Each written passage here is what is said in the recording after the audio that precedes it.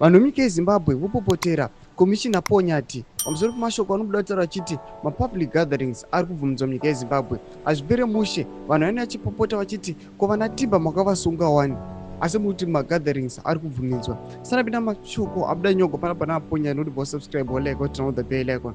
Tipina mpindula munhu kwa mtsinzi Zimbabwe Republic Police Therapy spokesperson Commissioner Paul Nyathi has refuted reports that public gatherings have been banned in the lead up to the upcoming 44th SADC Summit scheduled for August 17 in Harare. In a statement issued on Friday 2 August, Nyathi said the claims as false and urged members of the public to adhere to the country's laws while engaging in various activities. Domashoko anobuda panapa aitagwa naNyathi.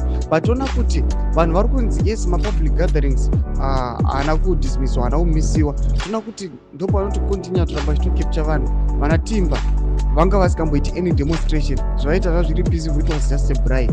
Batona kuti vakomana ivava vati vane more than 40 days vari muusungwa. Vamwe vari kuita zvekuvingwa mudzimba vachikepchiwa. Zvinotiza mafungiro enyu muri kudii pamusoro pechitiko ichi chaita kuti vanhu vavapopote vachiti mashoko amuri kutaura nezviri kuitika paground zvakatosiyana, kutonyarara zvako kutori nani.